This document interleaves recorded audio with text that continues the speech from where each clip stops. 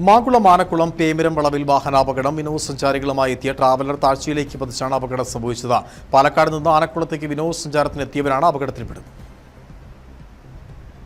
ഇന്ന് ഉച്ചയ്ക്ക് ശേഷം 3 മണിയോടെയായിരുന്നു അപകടമുണ്ടായത്. പേമിരം വളവിൽ കുത്തനെയുള്ള ഇറക്കമിറങ്ങുന്നതിനിടയിൽ വാഹനം നിയന്ത്രണം നഷ്ടപ്പെട്ട് പാതയോരത്തെ കൊക്കയിലേക്ക് തലകീഴായി പതിക്കുകയായിരുന്നു.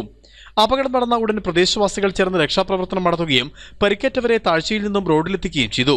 അപകടത്തിൽ പരിക്കേറ്റവരെ അടിമാലിയിലെ ആശുപത്രിയിലെത്തിച്ചു. സഞ്ചാരികൾ ആനക്കുളത്ത് ബുക്ക് ചെയ്തിരുന്ന താമസസ്ഥലത്തേക്ക് പോകുന്നതിനിടെയായിരുന്നു അപകടമുണ്ടായത്. മുമ്പ് ഈ വളവിൽ അപകടങ്ങൾ ആവർത്തിക്കുന്ന സാഹചര്യമുണ്ടായിരുന്നു. ഇതിനുശേഷം ഇവിടെ വളവിൽ വീതി വർദ്ധിപ്പിക്കുകയും ക്രാഷ് ബാരിയറുകളും അപകട മുന്നറിയിപ്പ് ബോർഡുകളും സ്ഥാപിക്കുകയും ചെയ്തിരുന്നു. ഇതിനുശേഷമാണിപ്പോൾ വീണ്ടും പ്രദേശത്ത് അപകടം സംഭവിച്ചിട്ടുള്ളത്. പാതയോരത്തെ സുരക്ഷാവേലി തകർത്താണ് വാഹനം താഴേക്ക് പതിച്ചത്. ആരുടെയും പരിക്ക് ഗുരുതരമല്ലെന്നാണ് പ്രാഥമിക വിവരം. Idukki vision news, Adimali.